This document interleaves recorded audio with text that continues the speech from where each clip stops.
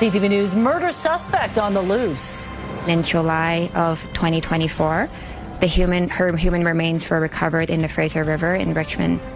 Police believe a 28-year-old Surrey woman was killed by her former boyfriend, and now the search has gone international. Where the suspect may be now.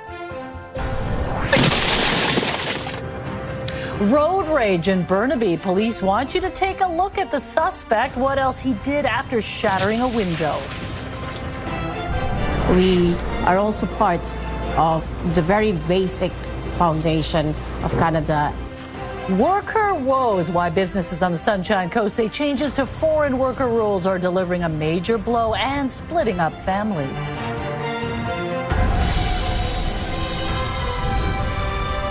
This is CTV News with me, Jung Lee. Good evening. Thanks for joining us. We begin tonight with a major break in the murder of a young Surrey woman. The 28-year-old vanished 2 years ago. And once again, police believe it's a case of intimate partner violence. The suspect is her boyfriend. But as CTV's St. Alexander reports, the hunt for him is more complicated now because it's believed he's left the country. Mounties say they are doing whatever they can to bring Amarbir Singh back to Canada. By all accounts, they believe he is now in India. His girlfriend was Navdeep Kaur. She was last seen in Surrey the night of February 22nd, 2024. The next day, her family reported her missing. And evidence was uncovered which led police to believe she was victim to homicide. But her body had not been found, not until human remains were discovered in the Fraser River months later on July 23rd. Mounties say her boyfriend left the country around the time they began to pursue him in their investigation. At the time, we had insufficient evidence for charges, but that has since changed. Now, police won't provide many details how she died or a motive, but say they have been able to piece together a timeline of events. Amarbir, now charged with second-degree murder. Interpol has been notified, and police are seeking what's known as a red notice, which alerts the law enforcement authorities overseas to help us bring back people who are wanted in Canada. This is a significant development in the case, but Mounties acknowledge the allegations have yet to be tested in court. St. John Alexander, CTV News, Surrey. Police in Burnaby are on the lookout for a man involved in a road rage incident that was captured on video. It happened on Dover Street near Royal Oak last August. The suspect got out of his car, stormed over to the victim's vehicle, and punched right through the driver's side window. The suspect even came back, grabbed a cell phone off the dashboard, and threw it at the passenger. Contact Burnaby RCMP if you know who he is. A man has been arrested and charged in what police are calling unprovoked attacks in downtown Vancouver. Now we're learning he was no stranger to the VPD. CTV's Craig Krause reports. We're here on Granville Street near Dunsmuir, where Dylan Gaeta is accused of assaulting a woman, and this is just one of 4 locations here in the city. In each case, there are reports of elbowing and shoulder checking, knocking some to the ground. The attacks, police say, all unprovoked. And on Wednesday, while holding a picture of Gaeta, Vancouver police told reporters that after an attack on a 44-year-old victim on January 29, 2025, at least 3 other women reported being assaulted by a man with a similar description in the months that followed. Officers arrested Gaeta on Thursday. He's charged with 4 counts of assaults, but the 28-year-old is not a stranger to the VPD. He was a volunteer with the community policing centers. He's no longer an active volunteer. He started that position in October 2022 before police say he was let go only months later in March for what the VPD calls not fulfilling volunteer hours. The position required a criminal record check that police say Gaeta passed.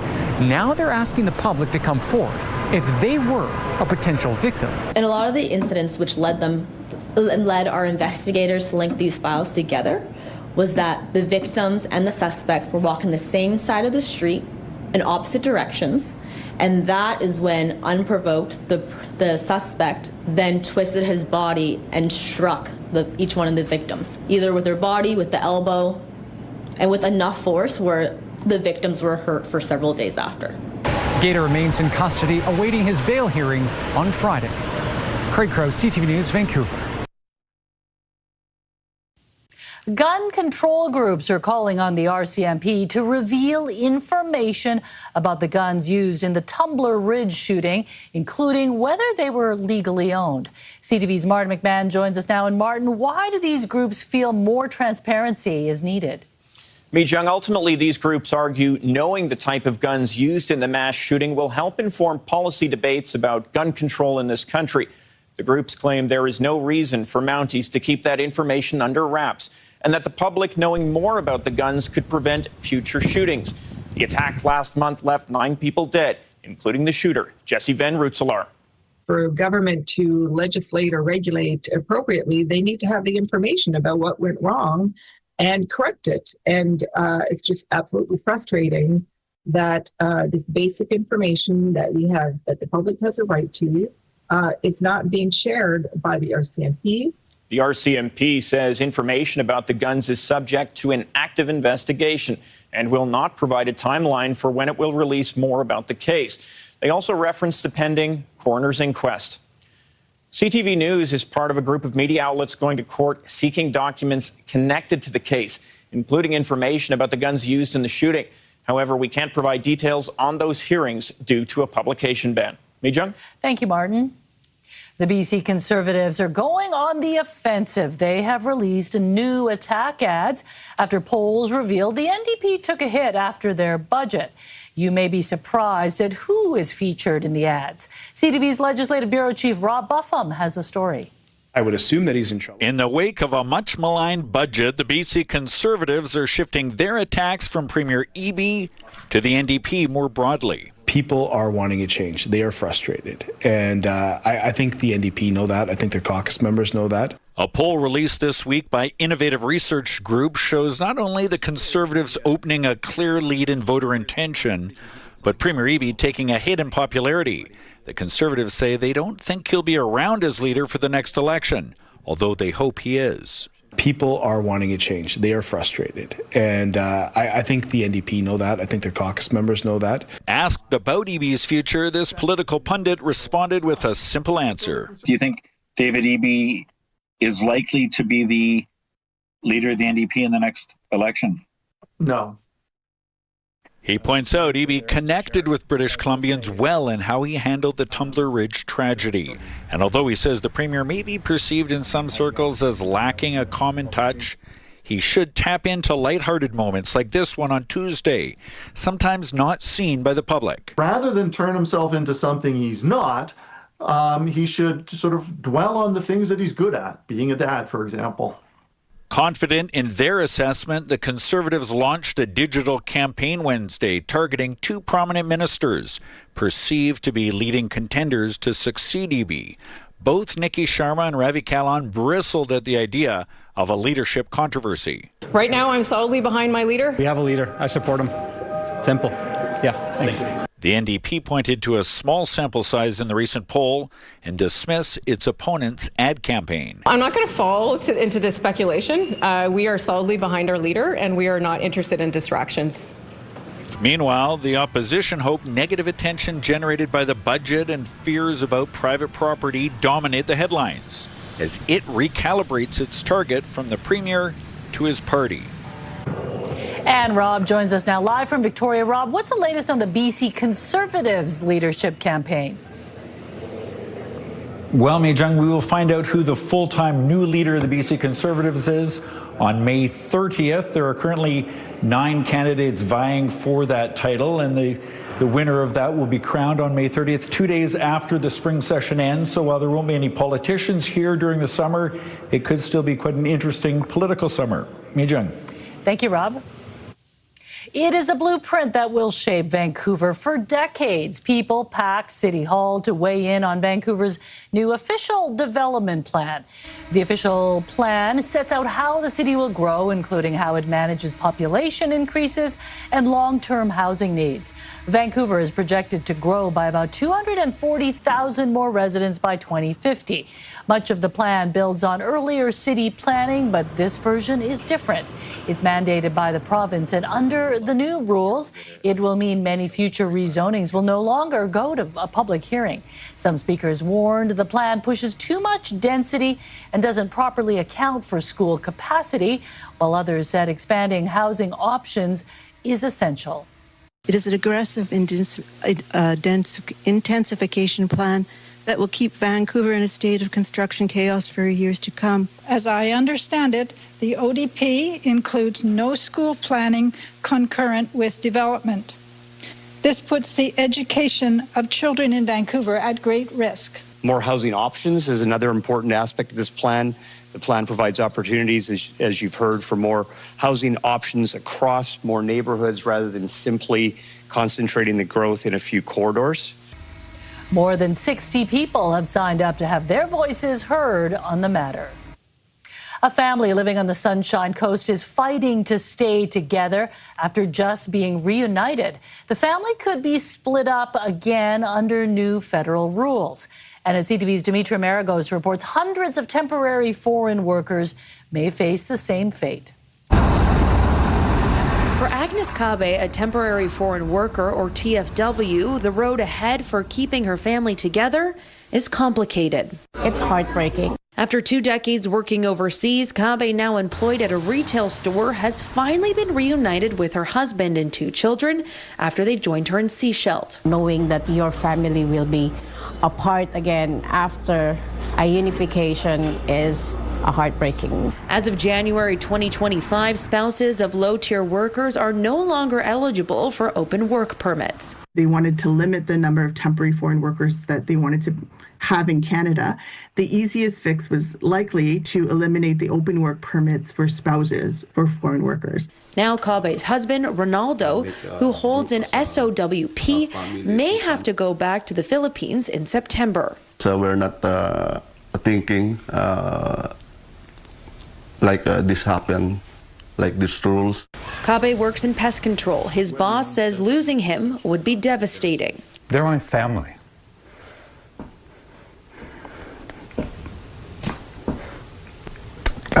Sorry. That's how I think of them.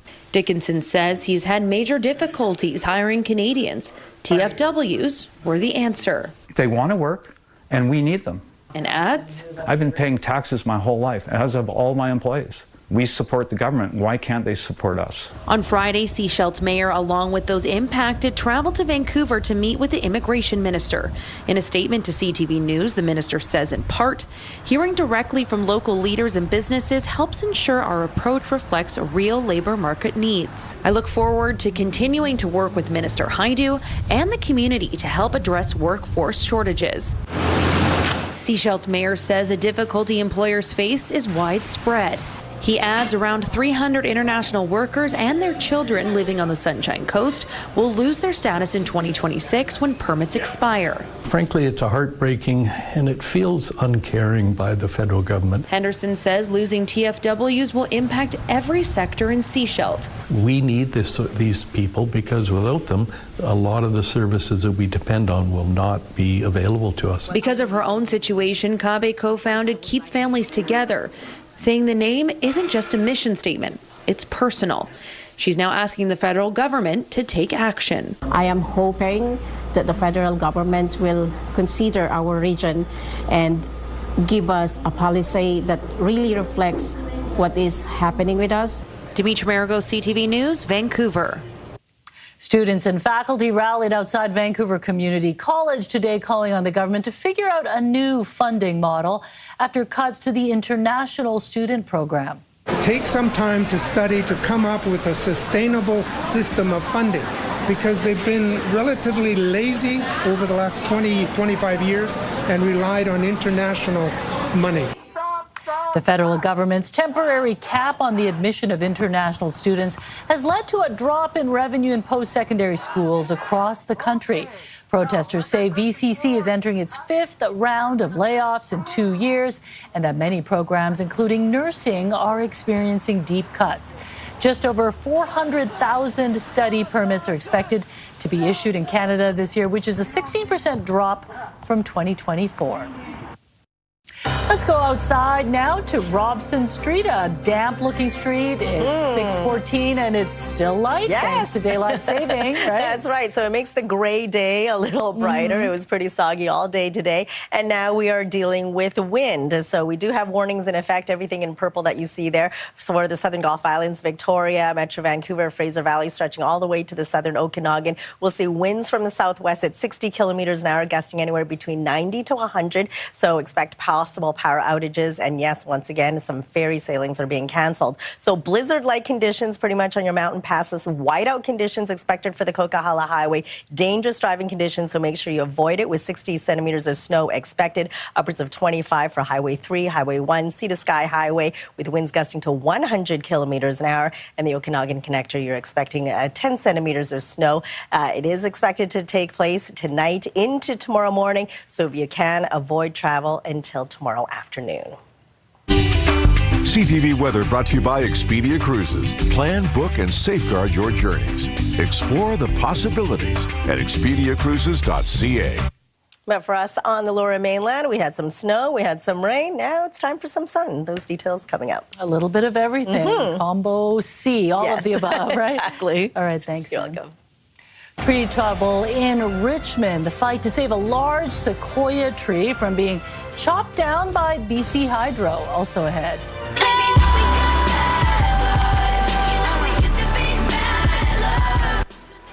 Bad blood between Taylor Swift fans and StubHub. Why some who went to concerts in Vancouver could get a massive refund. Later on CTV News at 6. Stay with us. A Richmond neighborhood is fighting to keep one of its oldest residents, an 85-year-old sequoia tree. The tree is at risk of being removed due to safety reasons. But as CTV's Isabella Zaffarisi reports, the neighbors and some city councillors are adamant a solution can be found. If streets had gatekeepers, these two sequoias would be well suited. For decades, they have graced this entrance on Princeton Avenue in Richmond, a welcome sight for many who live here. The tree, they have life too. I believe that there's a spirit inside the tree. Those beliefs are now being put to the test as residents fight to save one of the trees. On Friday, BC Hydro issued a 48-hour notice that the sequoia would be cut down, but some residents say they were unaware. Every time we walked around and asked people, like, hey, what do you think about this? No one knew, which is just a really bad way to treat a neighborhood, in my opinion. BC Hydro says it's been working with the city of Richmond. It says the tree was assessed by an arborist and that nearly half of its roots are compromised. It's located next to an electrical transformer, creating a public safety risk. It's our role to remove it because of where it's located, and anything that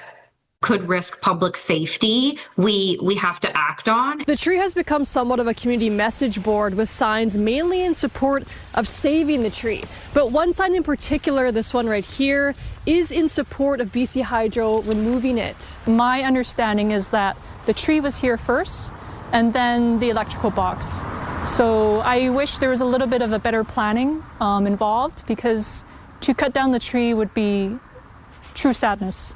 On Wednesday, some Richmond city councillors added their names to the fight. When I was phoning some of our city staff, I says, look, if you want the video of Cash Heed, the former chief of police, former solicitor general, being taken away in handcuffs because he's trying to save a tree, I guess that's what's going to be on the news tonight. Councillor and mayoral candidate Cash Heed says council will be holding a closed meeting to discuss the tree's future. I'd be looking for a court process in order for us to make sure that the right decision is made. For now, the advocacy seems to have worked. BC Hydro says it's putting a pause on the project and will be working with the city to explore next steps. Isabella Zaffarisi, CTV News, Richmond.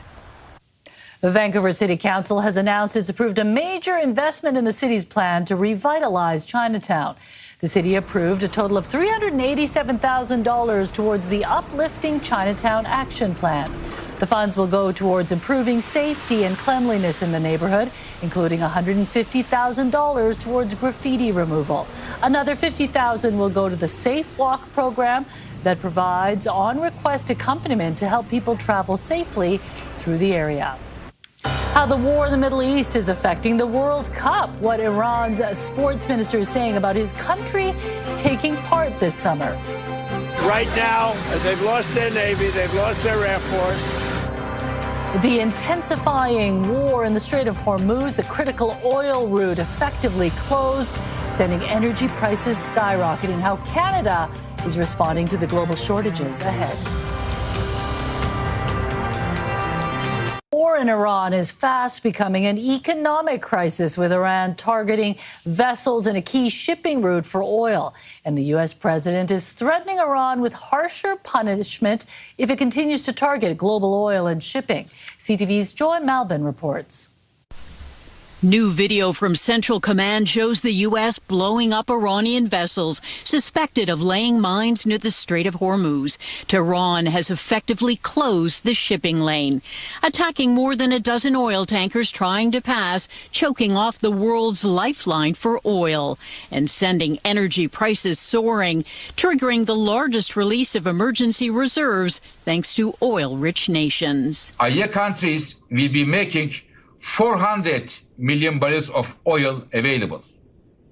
I repeat, 400 million barrels of oil. Canada helping to offset global shortages too. Canada will do its part to contribute to the world's supply. That will bring prices down for Canadians. That will keep prices affordable for Canadians. With the U.S. and Israel targeting Iranian military sites, and Iran retaliating with a new wave of missile and drone attacks, President Donald Trump telling reporters, right now, they've lost their Navy, they've lost their Air Force, they have no anti-aircraft apparatus at all, they have no radar, their leaders are gone,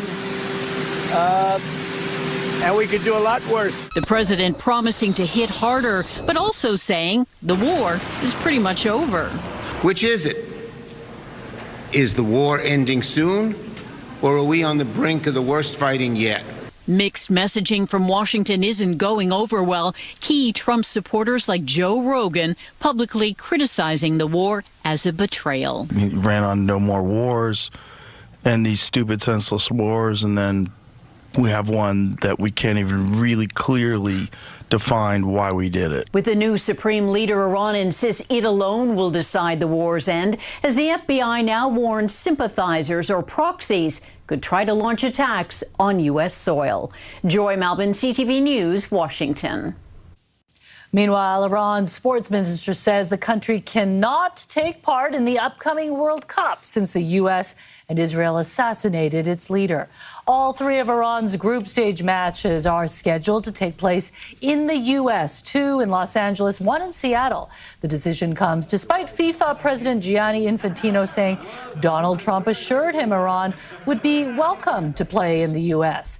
Iraq or the United Arab Emirates could be selected to replace Iran in the tournament. A former Albertan and her family are stuck in Qatar as the war rages in Iran, waiting for her son's Canadian passport to arrive. Kristen Griffiths, her husband, and their 2 kids have lived in Qatar for the last 5 years. Both are teachers and previously lived in Lethbridge and Calgary. They sent their oldest son's passport for renewal before the war started. But now that the Canadian embassy is closed, they have no way to get their son's documentation to leave the country. Griffiths says missiles have been shaking their doors and windows. It's an emergency travel document.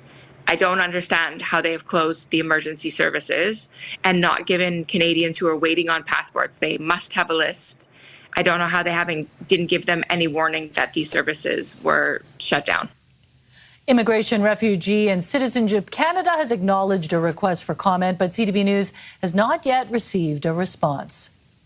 A dramatic show of force from one of the world's most active volcanoes also ahead. You should know what you paid for. And that's perfect timing. You know, we have a lot of big things coming to be seen. Some who bought tickets to a Taylor Swift concert in Vancouver could get a refund. What protection consumers will now have? That's ahead.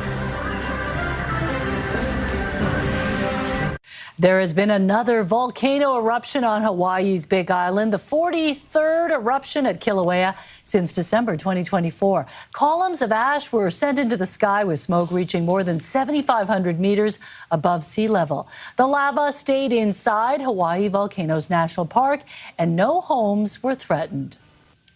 Shoppers came across a unique find at a New York antique store that seemed almost lifelike. Turns out the sleepy-looking screech owl was real. The bird was spotted napping on a shelf right next to a chicken-shaped cookie jar.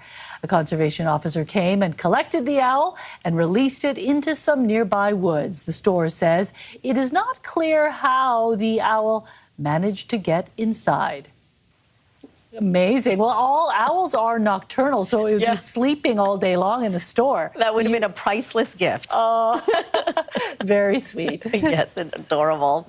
All right, let's take a look at our forecast. We're no longer dealing with threats of snow, but we are dealing with strong winds, all because of a sharp cold front moving its way in across the south coast, and that is bringing in some very strong winds for Victoria, as well as southern Gulf Islands, southern section of Metro Vancouver, Fraser Valley, stretching all the way to the southern Okanagan, with winds gusting to anywhere between 90 to 100 kilometers an hour tonight, slowly easing through the overnight, but still blustery tomorrow as well. Strong winds as well as heavy snow expected for your mountain passes, Coquihalla Highway. Whiteout conditions expected, so avoid travel if you can until tomorrow afternoon. 60 centimeters of snow expected, with winds gusting to 100 kilometers an hour. Upwards of 35 centimeters of snow for Highway 3, Paulson Summit to Kootenay Pass. 25 centimeters via Allison Pass, Highway 1, Eagle Pass to Rogers Pass. 15 to 25 centimeters of snow with blustery winds. Same goes for the Sea to Sky Highway, the Okanagan Connector. You'll see about 10 centimeters of snow with strong winds. For us across the lower mainland right now, we are dealing with periods of rain across the board, slowly easing as we head through the overnight into tomorrow morning. We'll start off dry for your early morning commute, a few breaks, and then a few scattered showers as we head into tomorrow afternoon, with periods of rain later tomorrow night. You'll see some clearing for the central interior after morning flurries. Your provincial forecast at the bottom of your screen. Still flurries transitioning into showers for the North Island, for Port Hardy, Campbell River, and Comox. You'll see showers for the South Island from Tofino right down to Victoria. Temperatures between 5 and 8 degrees. Cloudy skies for the Sunshine Coast. Periods of rain up the Sea to Sky Highway for Squamish. Mix of sun and cloud through the afternoon after morning flurries, with a high of 5 for Whistler. And for us across the lower mainland, cloudy skies with showers. Temperatures between 6 and 8 degrees. Drying up for Friday with some sunny breaks. Clears up nicely for Saturday. Mostly sunny skies. Get out and enjoy it. Rain returns on Sunday afternoon. Continues for Monday, Tuesday, and Wednesday. It will be heavy at times, but it warms up between 10 and 11 degrees. CTV weather brought to you by Expedia Cruises for air, land, and sea vacations. Well, the BC Children's Hospital Choices Lottery is back. Your tickets support research breakthroughs that will help conquer childhood illness. Check out these family bonus prizes with over $50,000. Choose from a $25,000 luxury trip, plus $5,000 cash, or a $30,000 gift card from Midland Appliance or Gas and Groceries for a year, or choose $25,000 cash plus 5 winners of $4,000 in groceries or travel, or $3,000 cash. Family bonus deadline midnight Friday. Good luck to everyone. Great prizes for a great cause.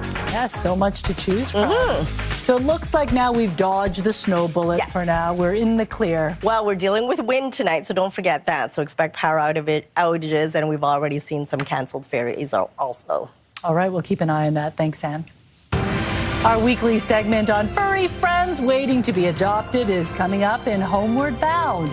And deep fake scams have surged online with the help of AI. What a tech giant is doing to try to catch fraudsters. Next on CTV News at 6. Time now for tonight's Skywatch. Water under the bridge. A quiet day at Maccabee Park in Coquitlam, looking at the Port Man under an overcast sky. CTV Skywatch is brought to you by Kermac Collision and Autoglass, the name you'll remember when it matters. Kermac cares for kids. Taking a look at today's markets, the Canadian dollar traded for 73 cents to the American dollar. Oil up $3.80, closing the day at $67.25 a barrel. Gold lost $63 on the day. The TSX down 150 points, while the Dow Jones was down 289 points. Loblaw is investigating a data breach which saw some customer information compromised. The company says access data includes names, phone numbers, and email addresses. Information like passwords and credit card information were not compromised. Affected customers have been notified. To access digital services, they will need to log out and sign back in. Meta is launching new tools aimed at halting scams on its platforms. The company says that'll involve steps like deploying AI to warn users if an account is impersonating a public figure or a brand. Facebook and WhatsApp will also notify users if messages follow common scam patterns. Meta has pushed back on estimates showing 10% of its 2024 sales were from ads for scams and banned goods, saying it aggressively combats scam activity. This is the perfect stroller for your baby if they have a need for speed. Yeah, we've got a sporty look, but still a really functional product that's going to work hard for parents, but in a fashion that sort of stands out from the crowd and is a little bit different.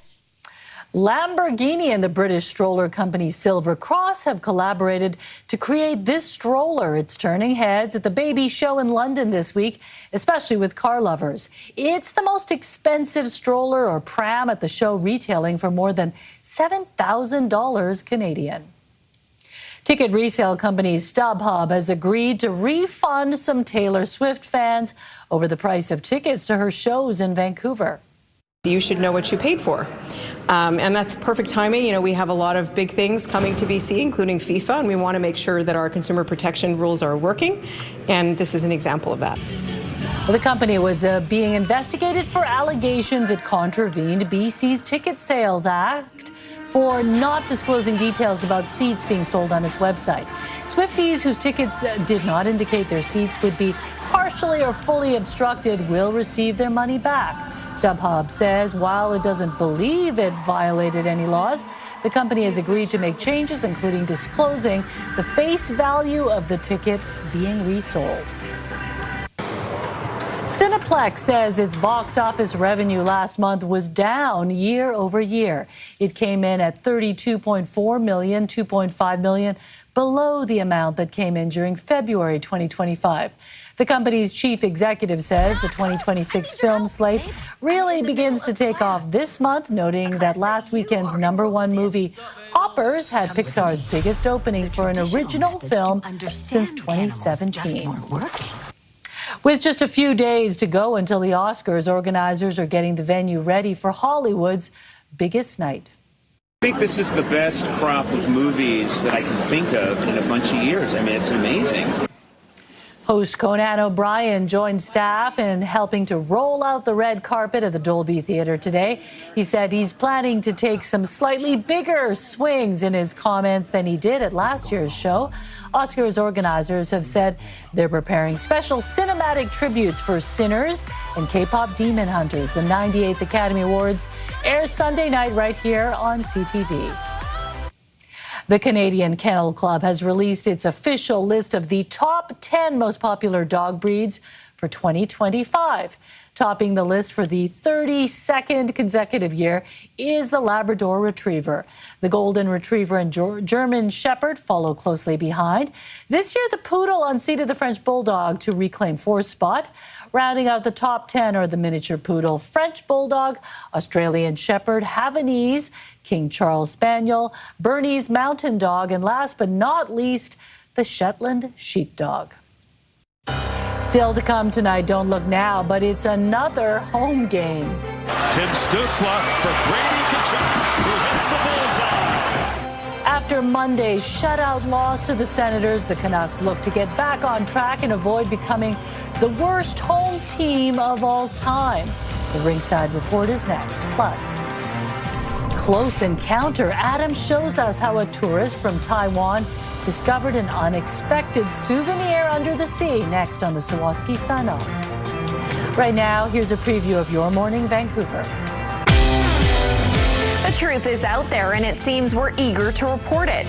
Thursday on Your Morning Vancouver, what's driving the rise in Canada's documented UFO sightings? Also, the shift in our drinking habits, the new statistics on liquor sales, and what Canadians are turning to instead.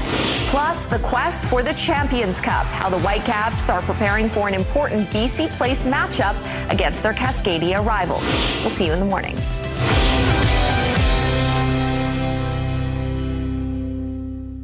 Side Report brought to you by CapitalDirect.ca. Let's make your vision a reality with Capital Direct. Call and talk to our team today.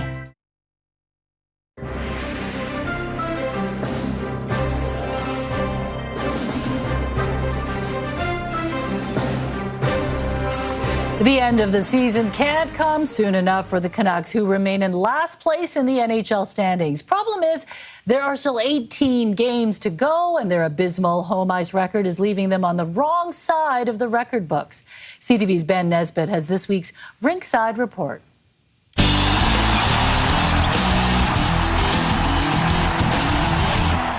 With the trade deadline behind them and 18 games remaining, the Canucks' main priority continues to be giving their young players opportunities to see what they may have moving forward. You want to put those players in the best positions possible, give them the lion's share of ice time, and see if they can round out their NHL games. Head coach Adam Foote says the veterans who remain are still key parts of the club. And even though the younger players are getting increased minutes, he says it needs to be done with caution. It's very dangerous, too, where you want to develop, and you don't want to put them in a place where they're going to not ready for it completely, right? So we just manage that day by day.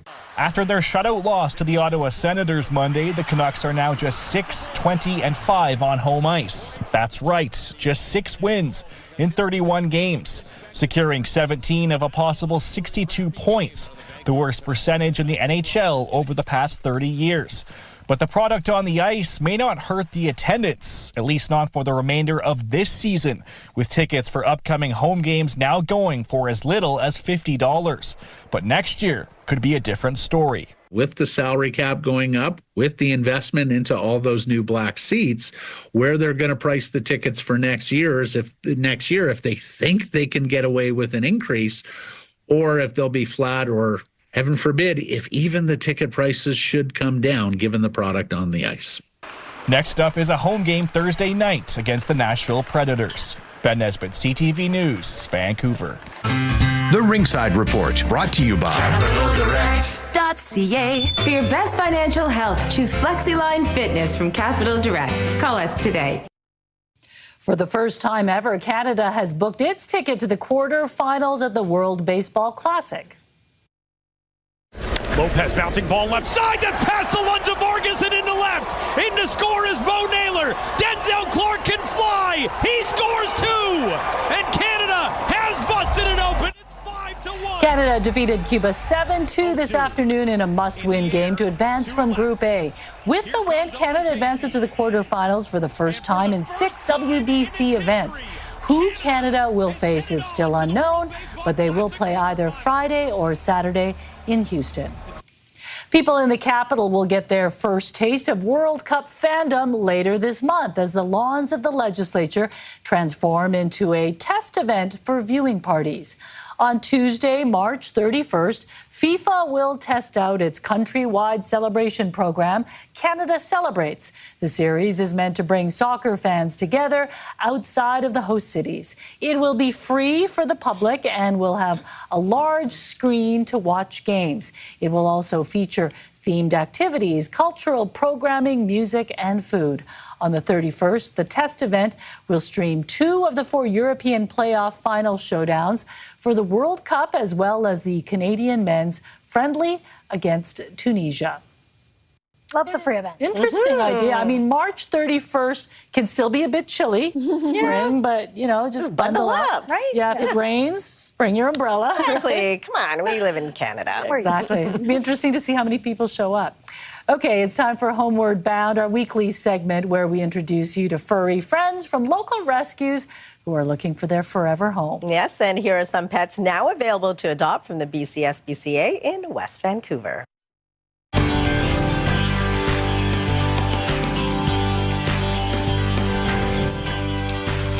If you're looking for a loyal companion, 1-year-old Murdoch may be your perfect match. The Labrador Retriever Pit Bull mix is described as playful and affectionate with a big personality. He's still learning his leash manners and can be hesitant with new people, but loves nothing more than snuggling up after a long walk. Murdoch would do best in a home where he is the only pet. Look at those eyes. His face, adorable. Well, Molly is a playful and fun-loving boxer pit bull terrier mix. The 1-year-old came to the shelter as a stray and would do best with an owner who is comfortable training and socializing her. She knows how to sit and is eager to learn, but would benefit from continued reward-based training. Molly is looking for a home where she is the only dog. So sweet. It sounds like she can only sit. She'll get there. More rewards, more treats. Well, this is Bamboo and Panda. They're a bonded pair of tuxedo sisters looking for their forever homes together. Bamboo is the more adventurous one, the more outgoing of the pair, and loves to explore and show off her impressive athletic skills. Panda is described as sweet and gentle, who appreciates a warm sunbeam and a cozy bed, don't we all? The pair both enjoy perching high in cat trees or shelves and are happiest when they are side by side. Perfect name. Yeah. Cute. I love the markings on their face. They like their cat condo, huh? Okay, for more information, head to adopt.sbca.ca. And just before we get to the Sawatsky sign-off, Lauren, what's coming up tonight on the Late News? Mijung, we are taking a deeper dive tonight into the lawsuit filed against Mayor Ken Sim by City Councillor Sean Orr over false comments that the mayor made accusing Orr of handing out illegal drugs on Christmas Day. We'll have the latest on Orr's crowdfunding campaign for his legal costs, but also new questions tonight on if taxpayers could potentially be footing any of the bill. Okay, interesting. All right, thank you, Lauren. Finally, tonight, Adam talks to a pair of best friends who had a whale of a time on the water, and that was even before they got a surprise greeting from a brand new friend on this encore Sawatsky sign-off.